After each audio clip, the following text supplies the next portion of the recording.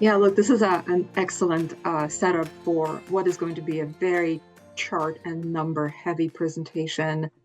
But if you remember anything coming out of this, what's probably going to be 35 to 45 minutes, the buyer is in control, and the buyer and the buying group are dictating exactly how they want to engage with brands, on what terms and when. And in fact, the first stat here is from our friends at TrustRadius. 100%, everybody, 100% of buyers will self-research on their own. What does that mean to sellers? Well, we're a little bit cheeky when we say it, but they don't want to talk to sales. They don't want to talk to sales. And so let's sort of try to peel off the onion and try to understand why. The oldest millennials, about 47 years old, they are very comfortable with tech. They know how to buy SaaS. They were born in this world. They're very comfortable with technology, low code, no code. They can do it on their own. There are two reasons why they will ever engage with sales. Reason number one, and if anybody can think of a reason number three, my DMs are open. Reason number one is going to be, I need pricing. And reason number two is going to be, I have technical, very sophisticated and complicated questions that your website is not answering, or white papers or whatever, right? Those are going to be, in my opinion, the only two reasons. That's when they engage with a brand. And when they do the brand, be ready to have those very detailed and in-depth conversations with the buyer and the buying group. This second stat here is really interesting to me. Going into the buying cycle, and oh, by the way, there's sort of this old adage, how long is your sales cycle, right? We often ask our internal sort of banter, right? Oh, it's 3 months. Oh, it's 6 months. It's not really, it's never 3 months. It's 3 months times 4, because the buying cycle is really going to start way ahead of the time. And by the time they engage with sales, their mind's already made up. And so it's interesting, you said it, Scott, a couple of minutes ago, but the day one shortlist is really important. They go into that purchase and decision making with a presupposed notion of, I know some brands, I've heard about some brands, I've worked with some brands, someone told me about some brands. So I'm going to make a short list. And more often than not, that short list is about 3-4 companies deep. That's it. If you're not in that Yeah, short list, your chances of closing that deal is slim to none. But if you are the very first company they put on the short list, and you're also the very first company they engaged with, meaning they came in and bound, they picked up the phone, they said, I need pricing, then your chances are pretty strong. And the buying groups are getting bigger and bigger. I'm not going to sort of spend time talking about this, but it's a third of the buying groups, according to our research, is now more than 10 people deep. So if you're in the business of sort of brand to demand, brand to revenue, and you're only talking to 2 or 3 people in that buying group, you're missing out 3/4. yeah, and some of those buying group members may bring other if you're talking to 1 or 2 people and think that's the sales process, that you're just going to go blind. That's why marketing can do a phenomenal job of getting there earlier and really educating and building brand preference around and across and identify those 10 or 12 people. It's the marketer's job to set the stage 100%. And so this is a really interesting slide. I love this sort of the movement. So this comes from INFUSE Voice of the Buyer research. And on the slide, we took the same question, and we asked this question in 2024, going into 2024, and then again going into 2025. And so the gray and the blue arrows here, you see the movement year over year. The bottom line is this: the small buying groups are getting smaller, and the large buying groups are getting larger. Right at the very bottom of the slide, you'll see movement from 6.3 to almost 19%. Almost 19% of the buying groups are now more than 15 people big. So coming out of this webcast, go into your sales engagement platform, go into your CRM, go into your marketing automation. If you're not speaking to that many people on each account, you're probably not building brand awareness across those accounts. This is really setting up discoverability, Allyson, in a big way. Why it's so important, without question. Yeah, and this fear of messing up is something that we talk about all the time inside INFUSE, as well as with our clients and partners. this very same 47-year-old I spoke to a couple of minutes ago, um, this very same person, why are they bringing all of these people into the buying group? Because they are trying to de-risk their decision, right? The 47-year-old has a fear of messing up. They do not want to be the last person at the end of the day holding the bag, stepping into a boardroom and saying, I have made the wrong choice. They are going to try to make sure there are 14 other people who can sign off on that decision as well. And so this sort of creates this really sort of important buyer and buying group disconnect within the buying group itself, because really, let's think about what's happening on that buying cycle. Let's call it a 12 months average cycle. All that's happening within those 12 months is the sort of the quote unquote decision maker, and we're trying to step away from that term, right? But the proverbial 47-year-old, all they're trying to do is just convince the other 14 people that their choice is the right one. Right. Yeah, And so and if you're a marketer and a brand trying to insert yourself into that buying process, how do you do it? Well, we'll talk about it in the next few minutes. But there's also that marketer buyer disconnect.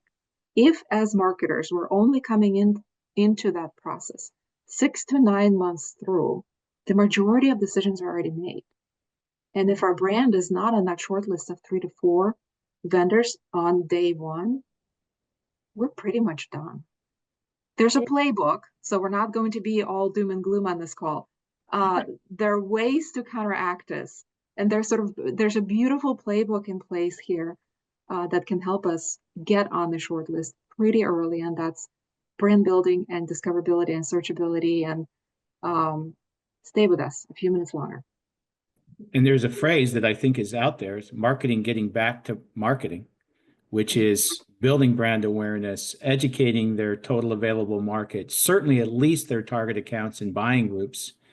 Those are all streamlined efforts that are part of that playbook. We have seen this movie before. That's the good news. All right. A lot of talk about brand making a comeback. Is this marketing, blah, blah, blah? What does it mean? And how does it impact discoverability? Maybe Victoria, you can share a little data, and then we'll turn it over to Allyson to talk about what she and her team and the TrustRadius team have learned. Marketers have gone back to marketing school is the overarching statement here. Brand is back. This is a brand's comeback era. We've surveyed thousands of marketers across several years globally, across all sorts of company sizes. And as you can see here, the predominant majority of marketers believe that brand marketing is either integral or important and parallel effort to their demand. So as brand marketers, we're 100% back. And I think that's thing that's important to call out around brand, and I think that as you know, as marketing leaders on the call, it is really hard to sell brand. You can't really walk into a board meeting and say brand marketing. It becomes it seems like such a fluffy term. And so we'll talk about that a little bit, but I think when, it's about your reputation and how your brand is perceived in the market. It's not just that awareness, but you're building that preference and that trust. So if you go back to the skepticism and the risk aversion of buyers today, which totally makes sense. If you go back to the first ad around efficiency, it all adds up. And so when you think about brand, I always really talk about reputation and how we're perceived in the market. And it really helps kind of that conversation. And look, we're marketers. We love to use words to describe the same thing. But Yes. especially when you're talking about brand marketing, it's really your representation and reputation in the market. So think about that and how you're going to talk to, your leadership to really make sure that you're investing in the right areas to be front and center for your buyer. And boy, that definition of brand marketing, Allyson, thanks for amplifying. We're not saying run into the executive team in the boardroom with you need a brand budget. It needs to be literally integral in how do you build out the category, the problems that need to be solved, connect tighter with your partners in your ecosystem to bring that same message, add value in the process. We know the steps. This is not as Victoria opened with, this is not necessarily new, but somehow we got out of that missing element, and we rushed to the bottom of the funnel to try to convert them in that last part using stuff like intent. Intent's not bad, but it's when it's only used at a bottom of funnel, we're going to swoop in and give salespeople to talk to. It's just that formula, that playbook won't work. So it's great to see us thinking through how we integrate brand, and it leads into discoverability. Victoria, this is a big part of INFUSE's thinking about not only what you do internally, but how you help companies execute, identify, move people through their journey, the buying group. Yeah, absolutely. And in fact, if there was ever an image that will help a marketer in the boardroom, to Allison's point, it's probably going to be this image. So let's really spend a couple of minutes to walk through what this all means. We all know it's not a surprise, right, that the first 70 to 80% of the journey are completed in the dark. Well, what does that mean in the dark? Well, I'm out to dinner, I'm out to coffee, I'm in Slack chat, I'm talking to my friends, I'm getting text messages, I'm getting input from all over the place. Some of those interactions, of course, can be recorded, others cannot. But what's important there is the research is going. And not only is the research ongoing in the dark, but many of the decisions are actually also made in the dark. Many of the purchases are lost in the dark simply because we don't know that some of our buyers might have put us on that short list, might have taken us off of that short list. That short list is made at the beginning of the process. Like I said, research points us, so it's usually 3 to 4 companies, 3 to 4 brands that are on that short list. Those buyers are consuming content. Those buyers are talking about you as a brand. You may or may not know about it. By the time the 70 to 80% is done, the buying group has largely reached a consensus, meaning 1 or 2 people that really love your brand have been able to convince the rest of the 13, 14 people that you are the company to go with. So that consensus has been largely reached. And it's at this point that buyers might have additional questions. And the reason they're reaching out to the brands, I need pricing. I have questions on this functionality or capability. Can you integrate with XYZ? Can you give me references, etc.? So that usually happens at the 20% mark.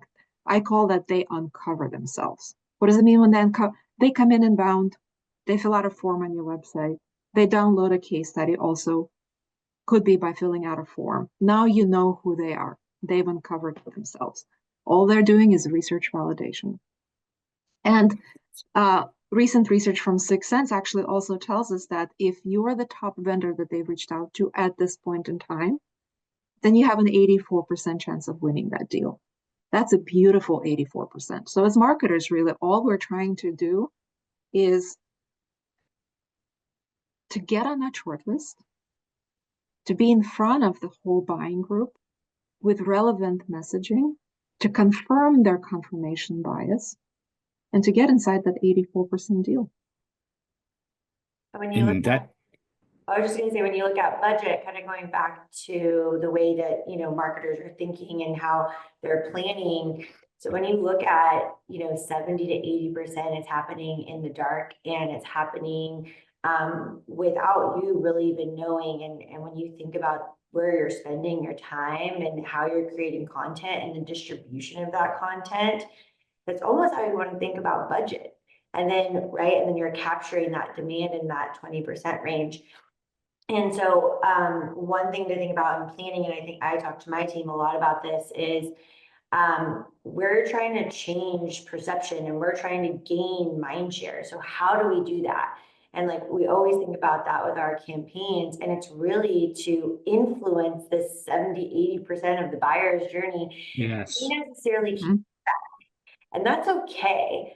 But it's about the influential content that you're pushing out there and the distribution of that, the consumption and the engagement of it to influence the 70, 80% of the buyer's journey. Exactly right. As marketers, it is our job to orchestrate the first 70 to 80% of the journey. It's not the sales job. It's the marketer's job to get in front of our buyers. Yeah, and we can still work with sales, of course, and have that orchestrated effort. But if marketing doesn't put its energy here, it's almost futile by the time you get to the end. You can only make so many Hail Mary saves, right? You can't bank a predictable business and a growth business on that model. And that's why in so many ways, going back to basics in identifying the buying groups early, begin that motion, get on their terms, add value in the process. We'll talk about discoverability next, which I think is going to be one of the keys. And this is one of my favorite topics right now, Allyson, about this whole idea of brand discoverability is so essential in that first part where marketing can make a big impact. So why don't you lead us off and talk to some of the things that you're seeing? Yeah, so I mean, if you look at these stats, and this is all of what we've been saying around educating, essentially these stats show you why you should be focusing on that 70–80% of the buyer's journey, why things are stalling. I think you hear a lot too around outbound is dead. But if you are lighting up and influencing that 70–80% of the journey, guess who's going to knock on or who's going to open the door when your sales team comes knocking, right? Because you've built that. Marketing did their job, to Victoria's point. We've done our job in building that brand trust. We've given them all this important product information that they need. We've created this brand that they want to align themselves to, they want to align their careers to. And so when I think about some of this data, it's just essentially what we already know as marketers. And now it's just giving us kind of the fuel to go back to marketing school and think about those campaigns that are really going to influence that 70–80% of the journey. So if you, on the next slide, we can talk a little bit about discoverability and buyer enablement. So when we talk about discoverability, it's really about how people are finding you without actively researching you. And so how are you influencing, as Victoria said, there's 15 people in the buying group, and you might be only talking to one person. And how is your brand still perceived when it goes through procurement? One thing that we see on TrustRadius quite a bit, and we get a lot of feedback from our customers, is that procurement people start looking up whatever product that they're trying to buy on TrustRadius, and they do their own research. And so it's interesting that the buying group is big, but people are constantly researching you, and that's all going to change as well, especially with AI and how people are looking for answers and getting them in the summarizations, which we'll go into a little bit later. So that leads us to the enablement. The buying group can really span across departments, personas. So when you think about buyer enablement, it is giving them that information, where their eyeballs are, easily. Victoria mentioned pricing. So the number one, when we surveyed buyers and we were like, what's the one thing that you would change about the buying process when it comes to tech? And the number one thing was pricing. They wish pricing was readily available because they don't want to talk to the salesperson, right? The number one thing that they have to talk to a salesperson for is pricing. But I've seen it in our own kind of sales process and with our customers that start using pricing. One, it helps them from a SERP because a lot of people are looking for pricing. It also helps them bring in more qualified buyers. If you know your price range and you have that kind of thought process, and that is weeding out a lot of people that might not be in your price range. That's not to say they never will be, but you're starting to bring in more qualified pipeline. They know how much they're going to pay, and you can accelerate them through the sales cycle. So it's just like one example of buyer enablement, but it's giving them the information that they need that's not behind a gate of a salesperson. And really, this is where you can drive that. Okay, we've really influenced that 78–80% of the buyer's journey, and now we can actually convert that and get that into our sales process and turn that into revenue.